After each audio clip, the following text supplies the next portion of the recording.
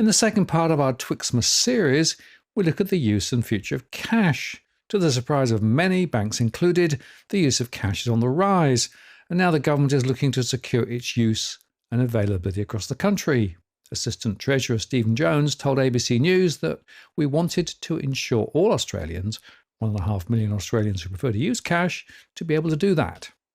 According to the Reserve Bank of Australia in 2007, 69% of Australians said they would use cash to transact. By 2014, this had fallen to 47%, and by 2019, it had dropped to 27%. And by 2022, only 13% said that they would use cash, but that, of course, was distorted by the COVID era, during which some claimed falsely that notes spread COVID, which, by the way, was convenient for those seeking to take cash out of the system.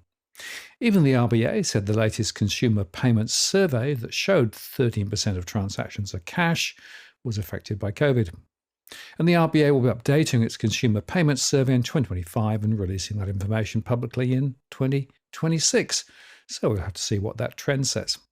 However, all of this masks an important point. The volume of total transactions has gone through the roof in recent years, partly thanks to tap and go, making atomized payments easier. It's actually funny how the RBA and the banks continue to focus on percentages, not transaction volumes. What have they got to hide? So don't be fooled by the banking sector and lobbyists who claim that we are going cashless. The truth is very different, and unlike checks, cash is here to stay, so use it or lose it. And incidentally, use of cash has already been mandated in New York and many Scandinavian countries, the latter some of the first to champion digital payments, and elsewhere too. And why the reversal? Well, it's simple. Cash is cheaper, more secure, private, and resilient, especially in a time of digital disruption. And a final thought, teaching kids the true value of money is much easier with real cash. I had a chat with parents last week.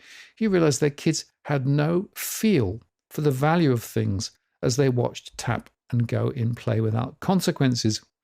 Giving them real cash teaches them the finite value of money, a life lesson well learnt, and one which many older Australians would do well to learn also.